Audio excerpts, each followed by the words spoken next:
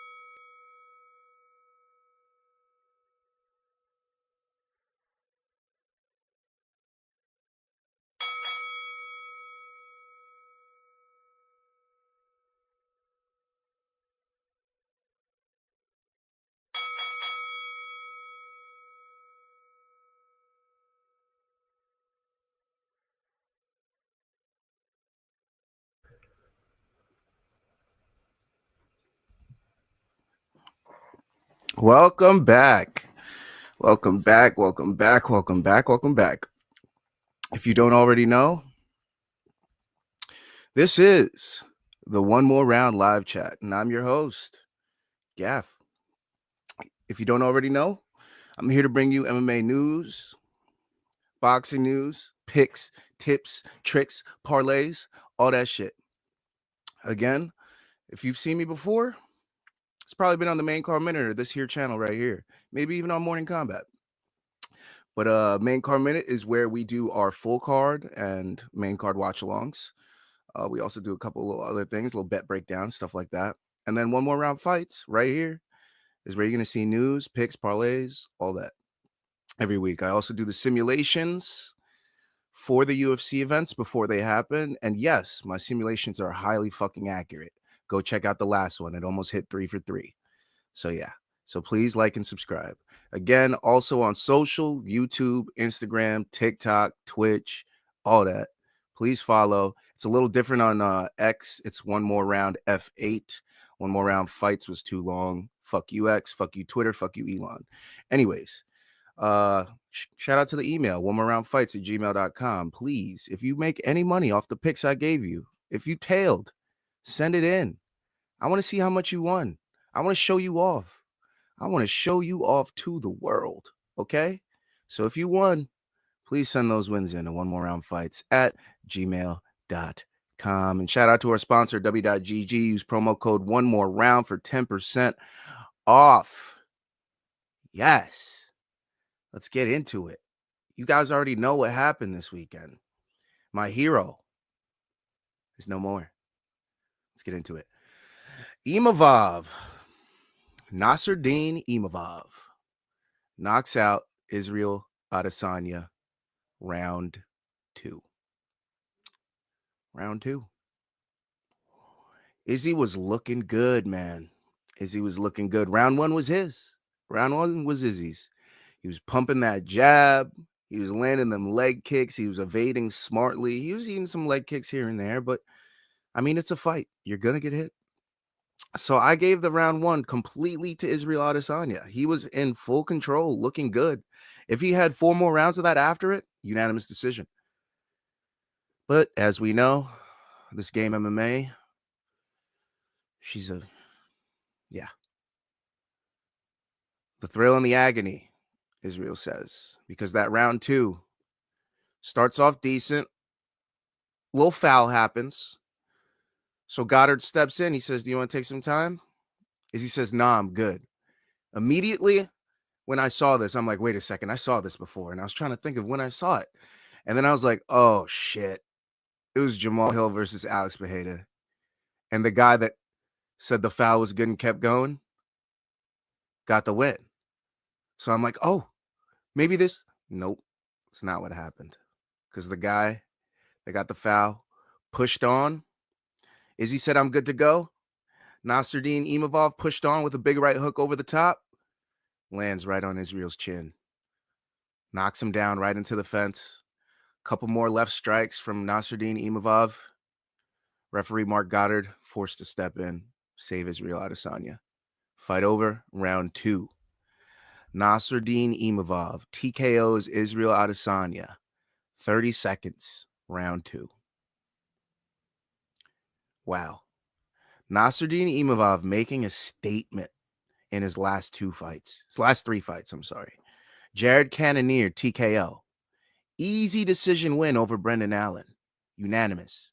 And then a TKO win over Israel Adesanya. Not to mention a majority decision win over Dolidze just before all those. Yeah. He's making a charge for the title right now. He's looking up at those rankings like, hey, I'm pretty close. I think I got a shot here. I was 5. I just beat the number 2 guy.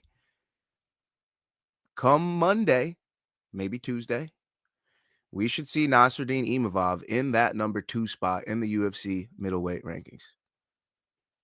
Now, Israel Adesanya will be dropping down. And in my opinion, Whitaker will be taking that 5 spot. Adesanya will be taking that 4 spot.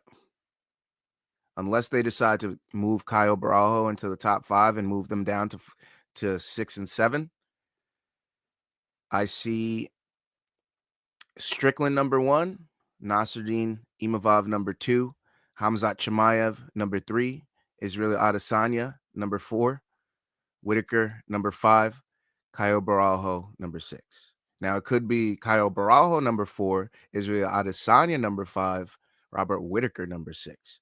Now, this could all change. I don't know. Doesn't matter. We just know that the next guy in line for a shot is either Nasruddin Imavov or Khamzat Chimaev. And that is it. Middleweight is locked up, ready to go. You just got to pick and choose, or you can make those two fight each other. But middleweight is figured out, y'all. It's basically all figured out. As for Izzy, he's got to take some time off. That knockout was pretty bad. He ate a lot of shots. I mean, he didn't get completely put out, but it was bad. It was pretty bad. When he comes back, him and Whitaker are friends now. I don't see that fight happening. I honestly don't even see him sticking around at 85. What is he going to do? Fight another killer like Caio Borralho, get put out? A rematch with Marvin Vettori? A rematch with Cannonier? A rematch with Paulo Costa? None of these really make sense. Maybe a fun fight with Shara Magomedov. You know, Michael Venom Page just had a great fight against him. We'll talk about that later. Does he move up? Go the way of Alex Pereira? Try to capture a belt up there? I don't know. He's getting put out by 85ers. It's tough, man. Izzy's been around a long time. Lazy bet in the house. Let's get it. One more round. What up? But yeah, what to do with Israel Adesanya? We don't know. Only time will tell. And the landscape of the division could be completely different by then. So I just think my dog should take some time off.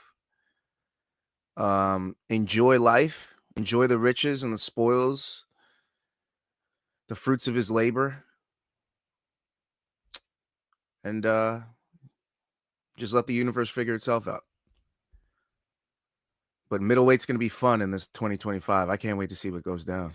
I really can't. Let's move on. UFC Fight Night 250 results. Let's go down the card, shall we? Piece by piece. On the main card, Michael Venom Page defeats Shara Bullet Magomedov via unanimous decision.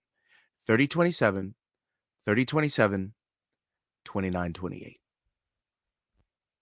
I was wrong on this one. I thought we were in the Middle East. I thought Shara's a bigger guy, 85er, would land the more powerful strikes. My simulation backed it up. But that's not what happened. The winner in this contest was speed, and speed kills. Michael Venom Page used his kicks, used his flying knees, used his straights, barely using hooks. All straights he throws. Straight line combinations is what Michael Venom Page likes to use. And blitzed Shara Bullet Magomedov the entire fight, using his depth of field against him. If people don't know, Shara Bullet Magomedov has an issue with his right eye, which is why you see the discoloration, why his left eye is brown and his right eye is like a grayish blue. So most commissions do not clear him to fight.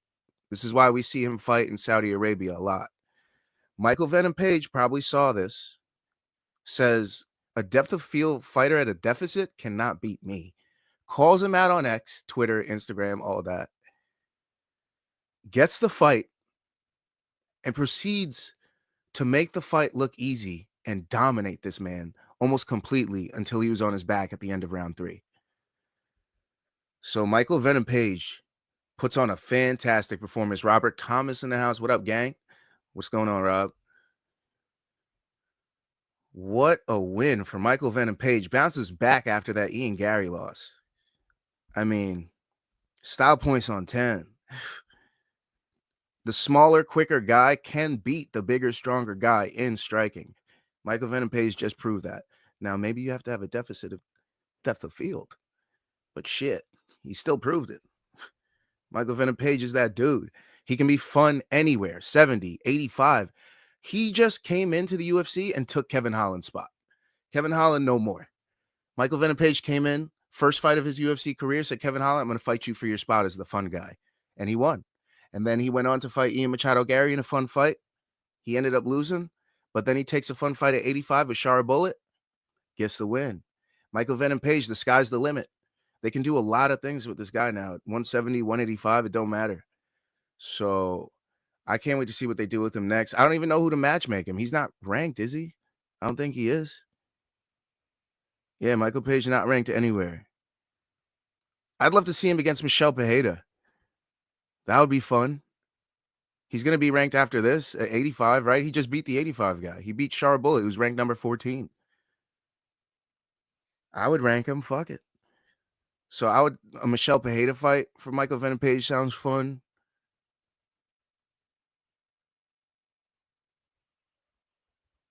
It's actually the only fight I see that sounds fun. He's ranked 15 at 70. Sorry about that.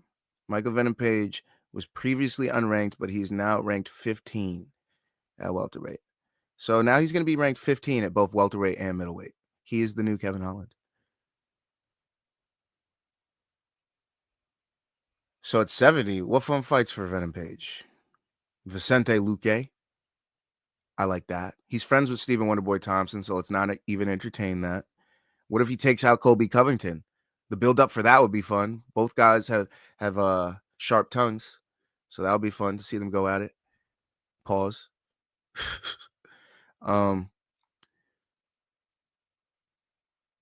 Joaquin Buckley. Kevin Holland and Buckley had a fun fight. I feel like Venom Page and Buckley could have a fun fight. There's a lot of fun things we could do in both divisions. So, Michael Venom Page, let's fucking go. Now, Char Bullet, absolutely terrible loss, my boy. You're going to get an unranked fighter after this. There's no ifs, ands, or buts about it. You're not getting Michelle Pereira.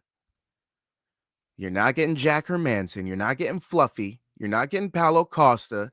You're not getting Roman Dolidze. You lost to a welterweight in your backyard. You're getting an unranked fighter after this. And it doesn't matter who. Moving down the card. Sergey Pavlovich defeats Jairzinho Rozenstruik via unanimous decision, 30-27 across the board. You're welcome. You're welcome. Thank you for watching UFC CP Units. You're welcome. I did it from my hotel room in Vegas. And guess what? Sergey Pavlovich wrestled Jairzinho Rozenstruik to a win. And yes, the takedown cashed at plus 700.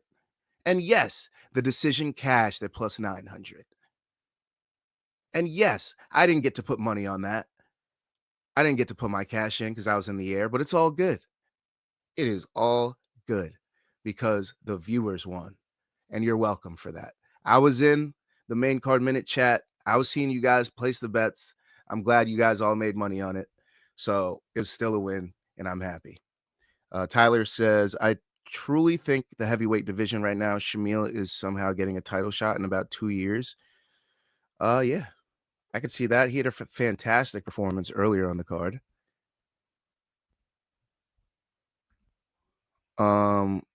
Wait, was that Shamil? Oh yeah, Shamil Gaziev. Yep. Knocking out Thomas Peterson with that punch. 3 minutes and 12 seconds on the prelims. Surprise. It was going very slow.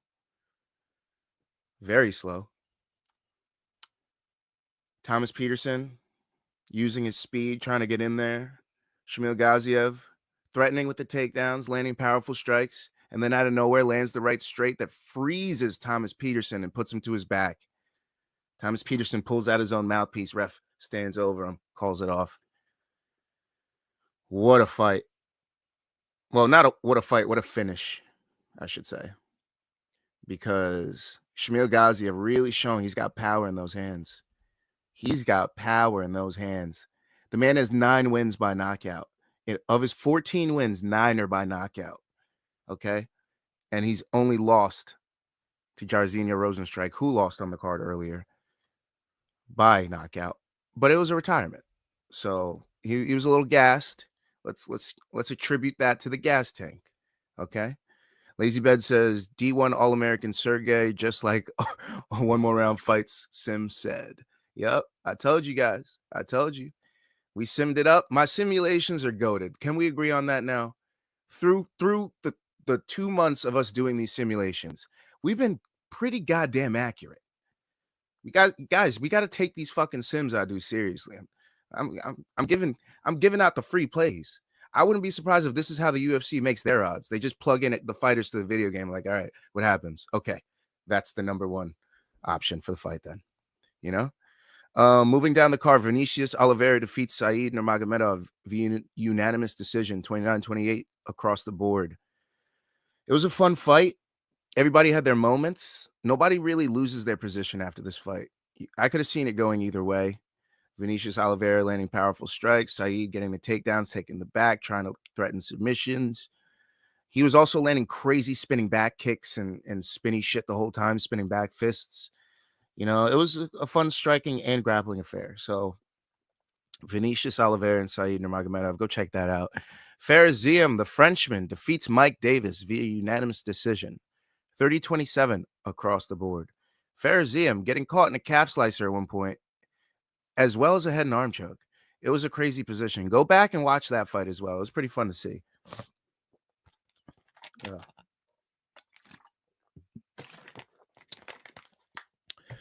But Azim, the Frenchman, getting another big win, man. He is streaking. He should be ranked after this, man. Honestly. Look at the strength of this man's schedule since being in the UFC. He's fought Don Madge, Jamie Mullarkey, Terrence McKinney, Jai Herbert, Claudio Puelas, Matt Favola, and Mike Davis. Now, none of these guys are ranked or have been ranked. Maybe maybe Favola. None of them are ranked right now, but they're all tough fucking fights. All of them. Every single one. And he only lost to McKinney and Don Madge. And McKinney, we see what he can do in round one. He's a tough problem to deal with in round one. We'll go over that in a little bit. But Azim, big win, putting hands on Mike Davis. Putting hands on him. I'd love to see what we can do with him next at 55.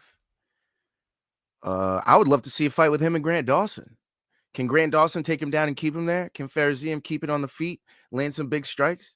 It's either going to look like the Bobby Green fight for Grant Dawson or any of his other fights where he smothers the shit out of them. So I'd love to see Azim break into the top 15 this year. He's earned it with 5 big wins at the toughest division in the UFC, lightweight. So put some respect on my boy Azim. The Frenchman did great tonight. The Frenchman parlay cashed if you were on the main card minute. I think it was plus 409, something like that. Azim and Nasruddin Imavov. You know, shout out to the French. My last name, Pierre. You already know that. So I'm rocking with the French forever. You know, besides that fucked up shit they did to Haiti. But anyways, now we're moving on to the prelims. The prelims were pretty cool. Muhammad Naimov defeats Khan Ofli, 30-27, 30-27, 29-28. Saw that one coming. Khan Ofli got put out on the Ultimate Fighter finale. Wasn't too long ago, half a year ago. Didn't look great on the feet. Naimov really strong everywhere. Naimov went in my parlay. That was that. At heavyweight, we already talked about Shamil Gaziev and Thomas Peterson. That knockout was great. Can't wait to see what he does at heavyweight. Heavyweight needs some new blood. So, you know, Shamil Gaziev at number 14 getting a big win. Probably can give him a fun fight like Tai Tuivasa next. Could probably give him a fun fight like Derek Lewis next. Shit, you could give him Jairzinho again. Get him that rematch. Let him get one back. Maybe he's figured out that gas tank issue that he had. So we'll see what happens there. Shamil Gaziev, can't wait to see what he does at heavyweight. Creole Lady Marmalade, I'm just trying to fit in. I see you, Lazy. I see you. And then what I was saying earlier, Terrence McKinney defeats Damir Hadzovic, TKO, punches. 2 minutes and 1 second of round one. If you're going to bet Terrence McKinney, bet him to TKO or sub in round one. Because that's all this man does. That is literally all this man does when he wins. I'm not joking. I'm about 95% of his wins have come by a finish in the first round. You ready for this? Armando Best, round one, submission. Armando Best, round one, submission. That was 2 times in a row. Tyrone Henderson, round one, submission. Brandon Todd, round 3, knee bar. Okay, that was the one, you know. Jeff Coleman, round 1, TKO. Bobby McIntyre, round 1, submission. Sharon Spain, round 1, submission. Dedrick Sanders, round 1, TKO. Tonio Gavino, round 1, KO. Michael Ortiz, round 1 KO. Matt Favola, round 1 KO. Farazim, round 1 submission. Eric Gonzalez, round 1 submission. Mike Breeden, round 1 TKO. Brandon Marat, round 1 TKO. Damir Hadzovic, round 1 TKO. The kid is a fucking killer. Terrence McKinney is a goddamn killer. Round 1, he's the most dangerous fighter besides Tom Aspinall in the UFC, and I fucking stand on that. Are you joking? Terrence McKinney is a goddamn savage in round 1. Holy crap. Him or Tom Aspinall. Him or Tom Aspinall. That is it. I don't want to hear any others. Him or Tom Aspinall, most dangerous fighter in round 1. Wow. This kid does not disappoint, man. I literally cannot wait to see him fight next. I can't wait. And then we're skipping over the next fight because we'll go over that more. Bogdan Grad defeats Lucas Alexander, TKO, elbows and punches, round 2, 4 minutes and 22 seconds. Oh, shout out to Tyler. That's how you do it, Terrence. You know, made everybody money except for me, but made everybody money.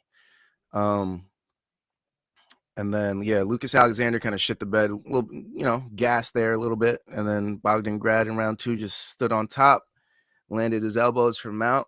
It was over. Fun fight to watch. If you want to watch a good catchweight bout at 148.5, Bogdan Grad, Lucas Alexander. Obviously, Lucas Alexander had weight issues. And at heavyweight, Hamdi Abdelwahab defeats Jamal Pogues in a robbery. I said it. Split decision, 27-30. 29-28, 29-28.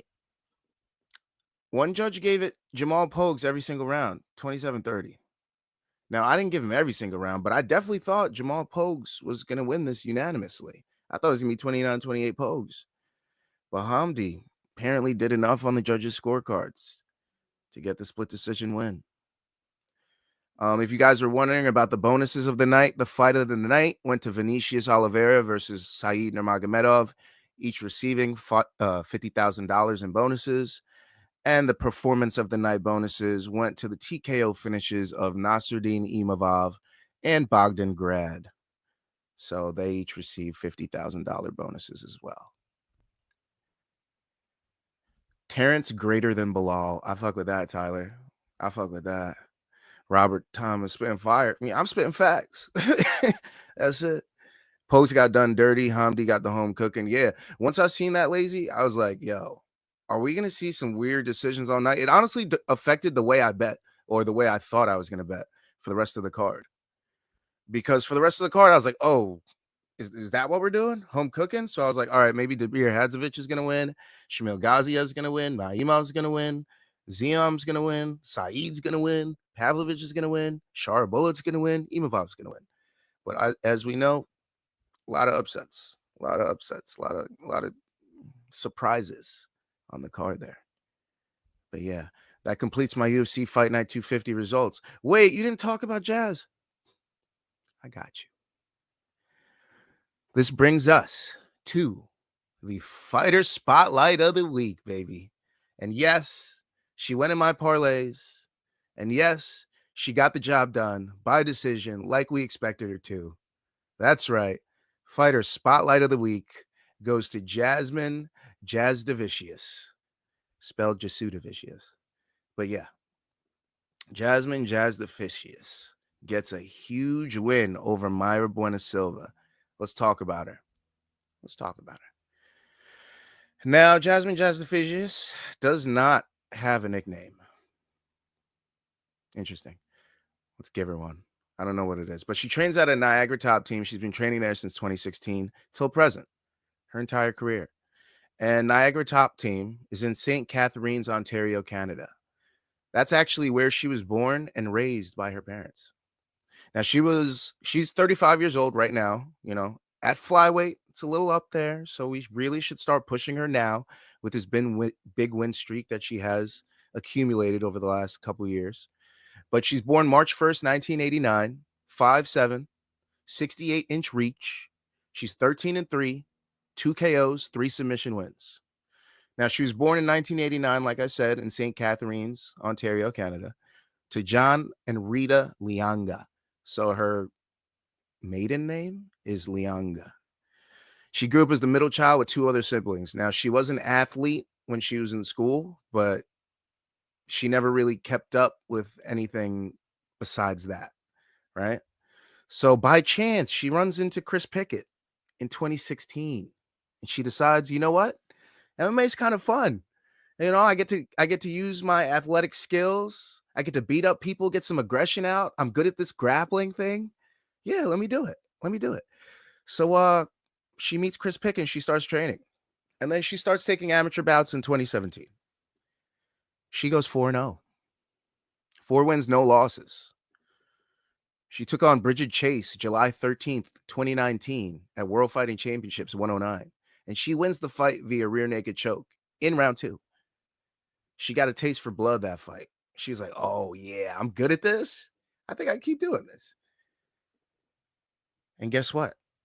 After that, she goes pro. After winning 4 fights, she goes pro. And guess what? She takes on Bridget Chase, submission, rear naked choke. Kylie O'Hearn, decision, Cage Titans Combat Night 2, also September of 2019. Christina Adcock, TKO knees to the body, BTC 8, November 30th of 2019 in the first round. And Gabriella Golfin, TKO knees, Cage Fury Fighting Championship 81, February 1st of 2020, just before the pandemic, round 1 in Bensalem, Pennsylvania. So she's 4-0, doing great as a pro. Takes on Elise Reed. Yes, UFC veteran Elise Reed. Loses a split decision. This is at Cage Fury 83. Yeah, in August of 2020. So keep in mind, she's fighting through the pandemic. She's not even sure if she really wants to keep doing this, but she's winning until this loss in the pandemic.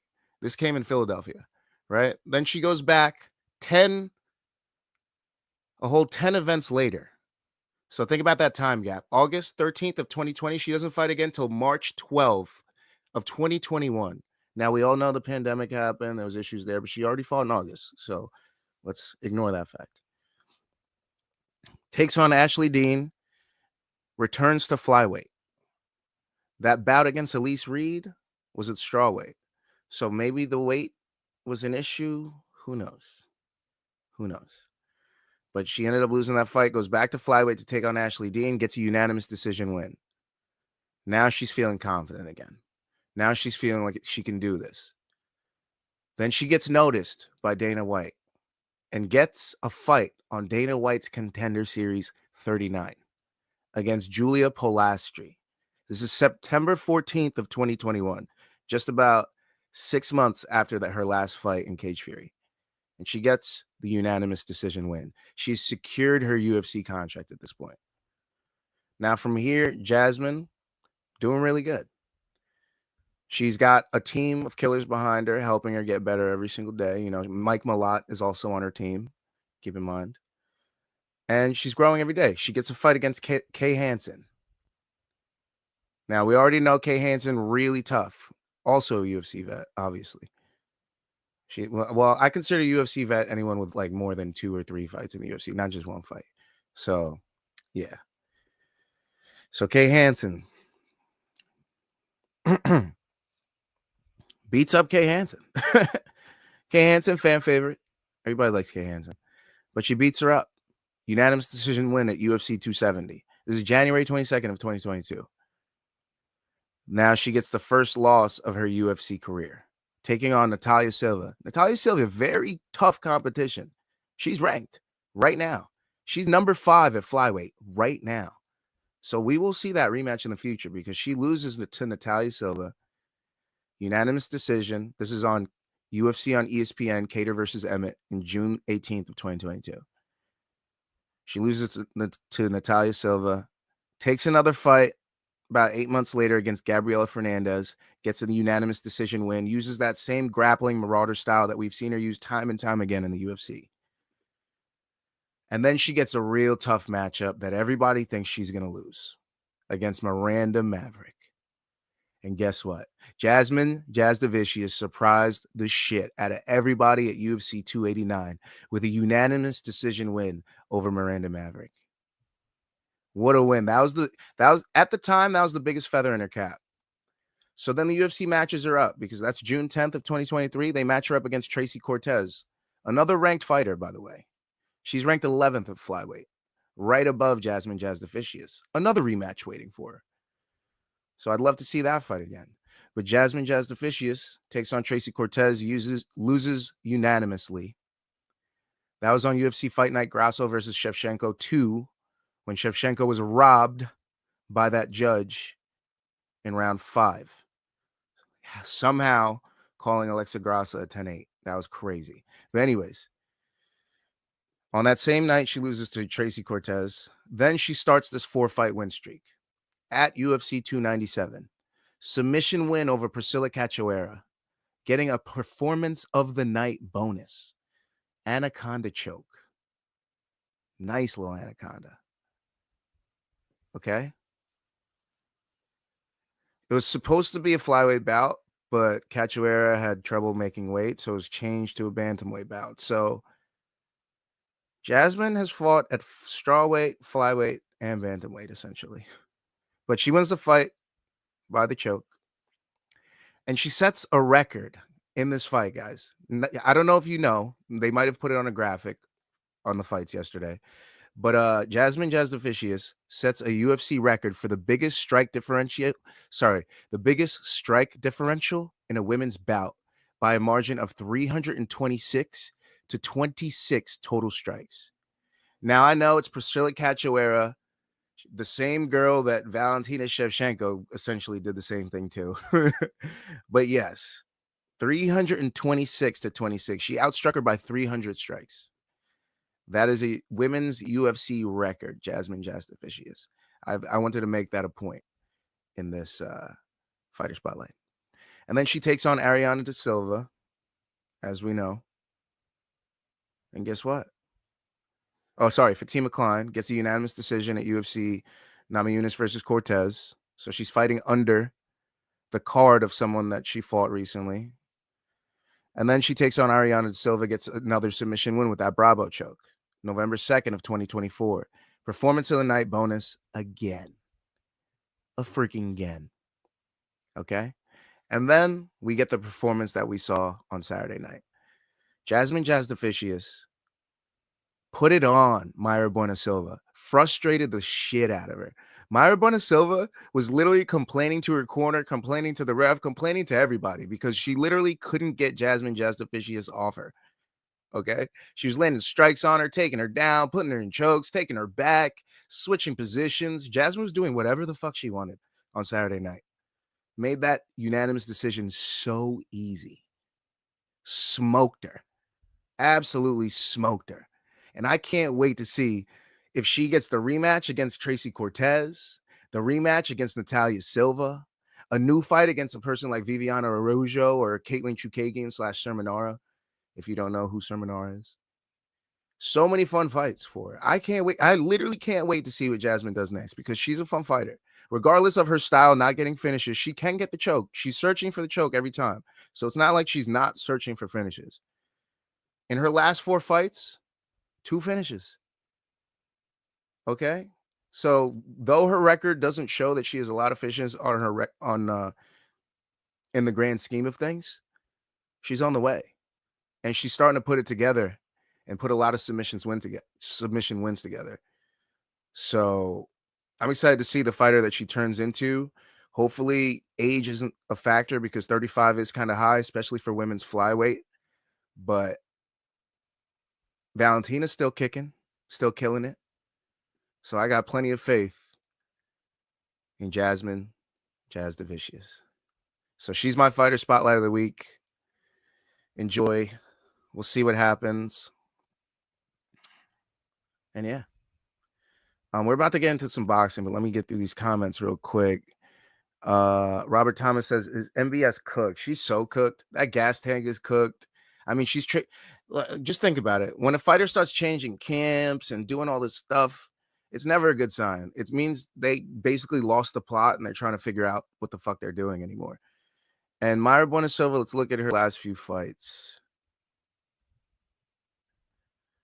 Yeah, she lost to Jasmine Jasudavicius, Macy Chasson by TKO, Dr. Stoppage, and Raquel Pennington by unanimous decision. Also had a no contest with Holly Holm because she tested positive for ritalinic acid. So her last 4 fights absolutely trash for her. 2023, bad year. 2024, bad year. 2025, bad year. Stock going way the fuck down. Way down. And now she's at Fighting Nerds. Fighting Nerds can't even help you. Please don't ruin the Fighting Nerds record. Don't bring your bad mojo over there, okay? Don't bring the bad juju over to Fighting Nerds. That's our team of 2024 going into 2025. I got high hopes for them. Please don't send them on a downwards turn. I would hate to see that. But yeah, Mayra Bueno Silva is cooked. I don't know what to do with her. I don't know what to do. Who is Shevchenko facing next? I don't know. Let's look at these rankings. I mean, Grasso, she just beat her. It's definitely Manon Fiorot. It could be Blanchfield. Blanchfield got a win recently, but it's probably Manon Fiorot.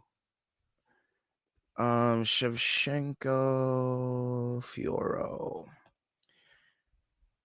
She's still calling her out.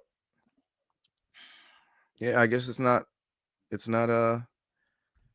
booked yet. I don't see it on the books. Maybe it's UFC on ESPN 64. It's in Mexico City, Mexico. Nah, they wouldn't throw it on that card. Maybe UFC 314, Miami, Florida. They could do next to the flyweights, double flyweight card, Pantoja, Car France, and Shevchenko, Fiorot. I wouldn't mind that. Yeah, but I don't know when they're going to have a fight. Let me check out Valentin Shevchenko. Valentin at 36. Like I said, she's on the ups, the farther end of flyweight as well, but she's still kicking and landing.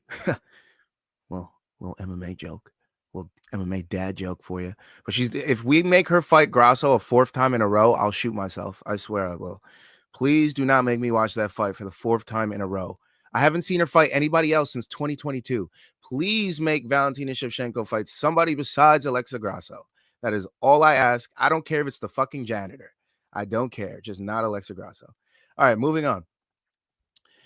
David Benavidez defeats David Morrell Jr. by unanimous decision. What a fight. Early contender for boxing fight of the year.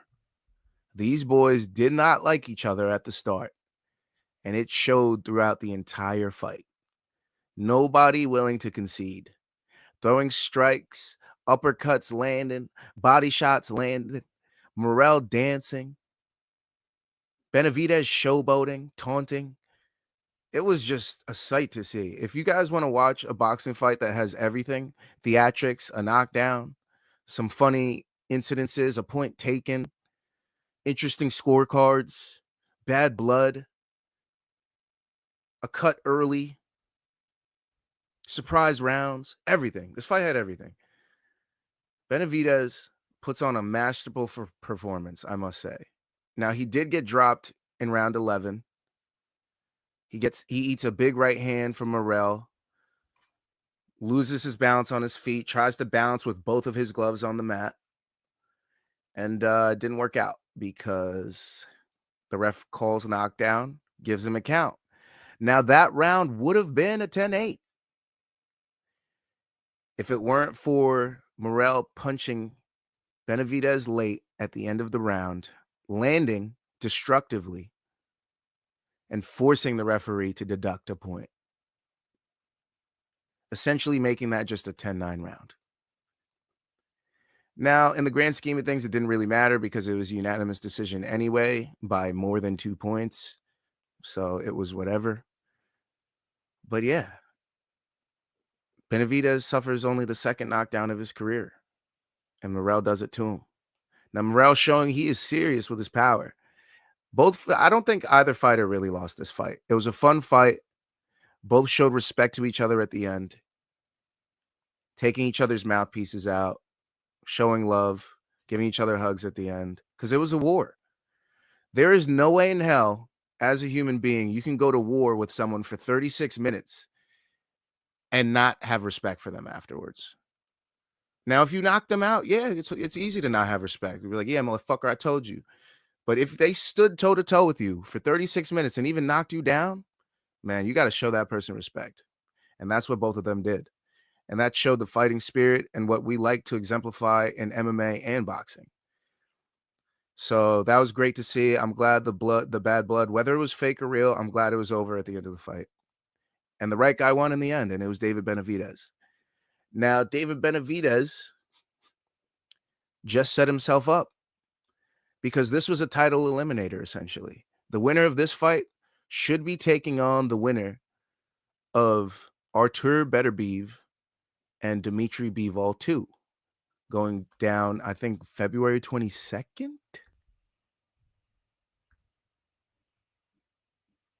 February 22nd in Riyadh, Saudi Arabia. So David Benavidez should take on the winner of that fight. Now, if Dmitry Bivol wins and makes that trilogy happen, it could make Benavidez wait. Could make him wait. But David Benavidez gets a big win. Now, they were talking about this fight can happen more than one time. They were saying that this fight could be a trilogy. Benavidez, Morrell Jr. I wouldn't mind seeing the rematch. If we have time to kill, I'd see that again. I really would. I'd see that again. I'd see that in 6 months from now.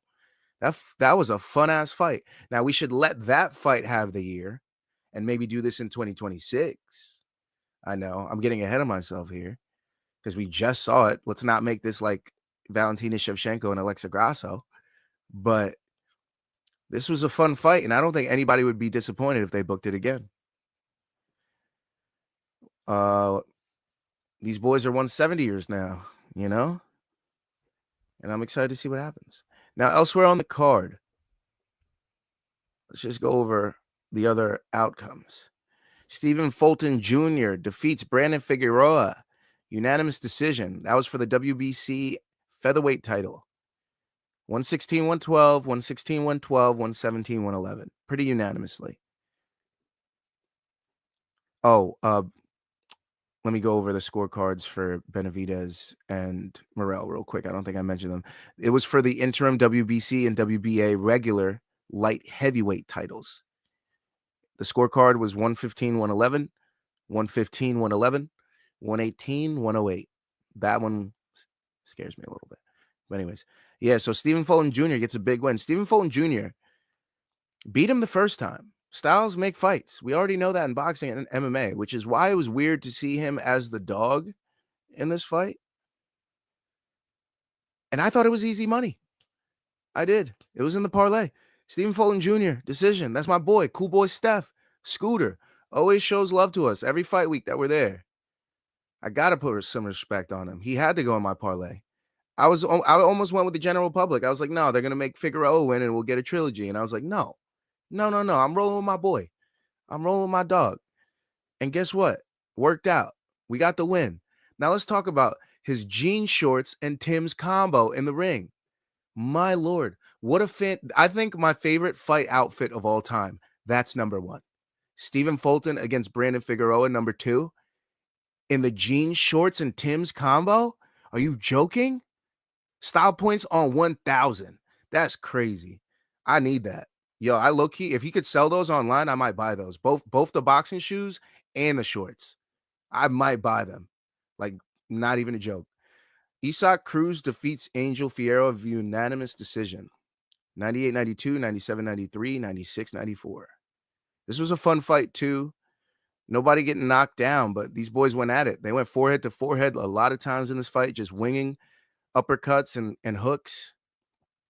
But then Angel Fierro, late in the fight, decided, oh, right, I have an 8-inch reach advantage. Let me fight a little on the outside. And he started to steal a lot of the late rounds. He almost, if he decided to switch his game plan just a little bit earlier, Angel Fierro had a chance at winning this fight by decision. But Isaac Cruz comes away with the win. The Pitbull wins again. Jesus Ramos defeats Jason Rosario via TKO 2 minutes and 18 seconds into round 8. It was a 10-round fight. Ramos landing the more powerful strikes, destroying Jason Rosario with body shots the entire time. And eventually, they had to stop it. John Easter defeats Joseph Aguilar via unanimous decision. Mirko Cuello defeats Christian Olivo TKO 2 minutes and 1 second into round 10. That fight was a roller coaster. If you want to see a fun fight, go back and check that one out. It was Christian Olivo maybe coming away with the win, but then he succumbs to blows right at the end of round 10, ends up losing the fight. Very close. Jose Benavidez Jr. defeats Danny Rosenberger via TKO 2 minutes and 39 seconds into round 5. The Benavidezes go undefeated on the night. The Benavidez parlay cashes. Carmel Moten defeats Frank Zaldivar via TKO 1 minute and 51 seconds into round 3. And then to end the card, Daniel Blancas defeats Juan Barajas via unanimous decision 80-72, 79-73, 80-72. Gabriela Tellez defeats Abril Aguiano via majority decision 58-56, 58-56, 57-57. And Yoenli Hernandez defeats Angel Ruiz via TKO 1 minute and 6 seconds into round 5. That completes my coverage of the Benavidez versus Morrell Jr. fight. PBC on Prime Video pay-per-view. All right. Other boxing that happened. Adam Azim TKOs Sergey Lipinets. Yeah. I mean, we all saw this coming. Lipinets is way over the hill. He was good maybe like 8 years ago. I'm just kidding. But these days, he's a name builder. And this fight, he was building Adam Azim. Adam Azim did have to overcome 2-point deductions. Sorry. So the fight started to heat up. Adam was getting chased down by Lipinets in round 3, but then he lands a shot, does a quick left hand, stops Lipinets in his tracks, and he dropped him. All right.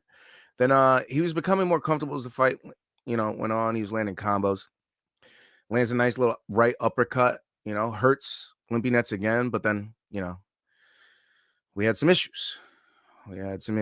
So he had some low blows in rounds 4 and 7. Got deducted in the fourth. So he's already had an issue with it. Lands another bad one in the 7th. Ref has to take the point again. So already making the fight muddy for Azim. He should be winning handily, but a lot of these rounds that he's winning, they got to take away a point. So it's like he's not even winning the round. So it's letting Lipinets creep back into the fight. But round 8, he goes down again. He drops Lipinets. Lipinets is looking hurt. We're thinking it's the end here, but it's not quite the end. He makes it to round 9. And the writing was on the wall at this point because Lipinets was looking slowed. He's looking labored. Azim's landing combinations left and right. Then he goes to work. That big uppercut comes back. Boom. Lands, drops him. Referee got to step in. It was over. Adam Azim gets the TKO win. So, big win, biggest win of his career, Adam Azim. Can't wait to see what he does next. And that's basically it. There wasn't too much else on that card. I would go over the results of that card, but unnecessary. Let's go into some future boxing. Tonight, Claressa Shields takes on Danielle Perkins. Tonight, it is Sunday, February 22nd. She takes her on tonight. She calls it Super Fight Sunday. It starts at 5:30 at the Dort Financial Center in Flint, Michigan, with the main card at 8 p.m. Shields Perkins, 10 rounds for the IBF, WBC, WBF, and WBO titles. We got some women's boxing tonight, baby. We got some fights tonight. Don't forget, if you need some violence tonight, go ahead and watch Claressa Shields versus Danielle Perkins. You're about to watch the best female boxer alive right now. Put some hands while she's rocking Fendi shorts. Okay? Go watch Claressa Shields tonight. Enjoy yourself some boxing. Grab your loved ones. sit down, grab some popcorn, and watch her put hands on Danielle Perkins. That's tonight. Other news in boxing. Other boxing notables coming up. February 14th, New York, ESPN Plus, title fight. Dennis Berinchik takes on Keyshawn Davis, 12 rounds for Berinchik's WBO lightweight title. February 22nd in Riyadh, Saudi Arabia on DAZN pay-per-view. Like I said, Artur Beterbiev takes on Dimitri Bivol, 12 rounds for Beterbiev's undisputed light heavyweight championship. And it says March 1st in Las Vegas, but I believe the fight will be changed to New York at the Barclays in Brooklyn. So I should be working that, but that will be March 1st. PBC pay-per-view on Prime. Gervonta Davis will be taking on Lamont Roach Jr. 12 rounds for Davis's WBA lightweight title. Not sure what city it'll be happening in yet. Las Vegas, New York. Not sure. They have it listed as Vegas, so I hope it's Vegas, but no, sorry. I hope it's New York, so I don't have to fly. I could just chill, go home every day. But we'll see. They have it listed as Vegas. I'm not sure. Besides that, let's get on to the moment we've all been waiting for. That's right. It's this week's wins. This week's wins. This week's wins. Yeah, this week's wins. Now, I'm wearing the UFC shirt, but that's not what made us money. That's not what made us money this week. Shara Bullet, you fucked us. You fucked us. You fucked us, Shara. But it's all good. We should have won. Shara fucked us. We didn't win on the UFC. But I gave you guys this parlay. This boxing parlay here. Jesus Ramos, KO, TKO. Isaac Cruz, moneyline. Stephen Fulton by decision. David Benavidez by decision. It was essentially plus 1,000. And you're like, a plus 1,000 regular parlay for boxing, Gaff? What are you, stupid? No, I'm not. Because, motherfucker, it cashed. Yeah, it cashed, baby. It cashed. Now, let's take a look. DraftKings. Oof. Look at it. Plus 959 on DraftKings. I only threw 25 on it because the odds were so hefty. Didn't need to throw a lot at it. Wish I threw the whole 100 like I usually do. Wish I threw the whole 100 like I usually do because it would have brought back $2,000. But it's all good. Because Jesus Ramos, Isaac Cruz, Stephen Fulton, and David Benavidez ensured that my money came home in tenfold. Yes, sir. 25 to win 264.80 on DraftKings. And I didn't stop there because you know when I do my bets, they go on both apps, baby. Both. FanDuel, show them what the fuck is good. That's right. Plus 895. 25 to win 248.89. Jesus, Isaac, Stephen, David. My boys. Holding it down. Cash it. Blink it up, baby. Blink it up. Cash it. Let's go. I think you guys should be following my picks because that is a consistent 3 or 4 weeks now in a row that we've hit my parlays. Yeah, you should probably throw just even $10 on all my parlays because you would have won 100. And regardless of all the picks that you lost on, even if you lost every single pick in the last 3 weeks, you would still be up because of that one parlay. So yeah, you guys are welcome. Please tail. If you do win, send your wins in to onemoreroundfights@gmail.com. I expect them to be coming and flying in. But anyways, it was a short one this week because, we got screwed on UFC. I wasn't able to bet UFC because I was in the air. I was only able to bet boxing. None of my real singles hit on boxing, just that parlay. But it don't matter because we end up positive. And it's another great edition of this week's wins. Appreciate y'all. All right, moving on. We got picks for UFC 312, Du Plessis versus Strickland 2. And I spelled Strickland wrong. Damn it. Whatever. Whatever. Who cares? I missed the fucking K. Fuck off. All right. My picks, I think Dricus wins again. Styles make fights. Dricus wins again. Like I said, guys, it's not often that I give you what I say a fighter is a lock, and I'm like, yo, this fighter is going to win. She's a lock. Tatiana Suarez is a lock. You get me? Tatiana Suarez will be your champion 8 days from today. Less than 8 days. What is it, Saturday? 6 days from today. She will be your champion. She's going to beat Weili Zhang. The Weili era is over. I need you guys to realize this. The Weili era is over. The Tatiana Suarez era, it starts next week, okay? Tatiana Suarez will be in all my parlays.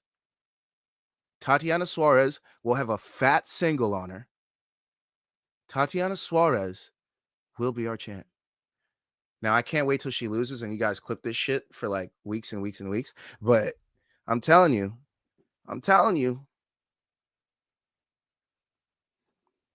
that's it. This is the last time I'm saying it.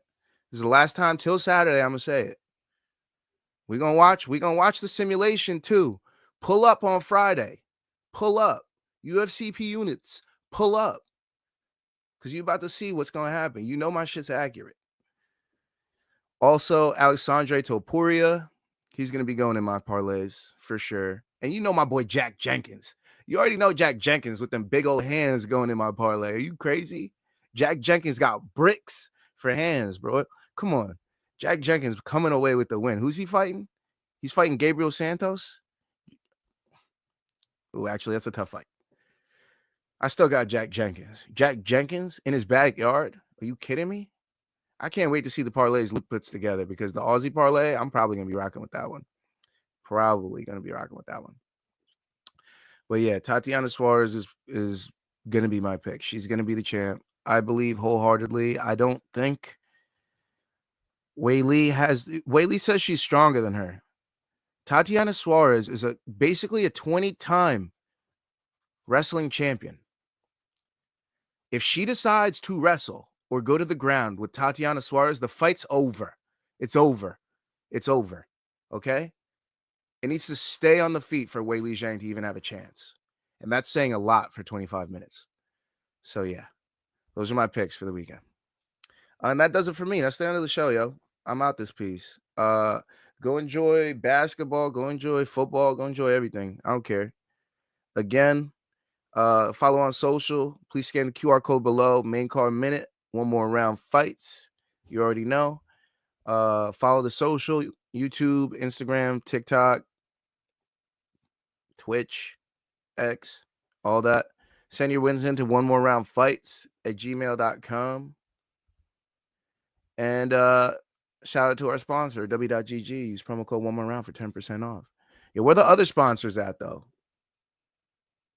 Yo, where the other sponsors at? Hit me up. Yo, Hand Wraps, where you at? Hit me up. Yo, Smart Water, hit me up. Yo, Space Case, hit me up. Yo, Bic, hit me up. What's going on? Where the sponsors at? Anyways, I'm the host, Gav. I bring you news, MMA, boxing, all that every week. I'll see you guys Friday for CP units. We'll be doing a full simulation. It's probably only going to be 2 fights. It's going to be the championship fights. Weili versus Suarez, Du Plessis versus Strickland. So please tune in Friday. We'll see you right back here on One More Round Fights. Again, I'm the host, Gav. And enjoy your Sunday, you savages. Peace.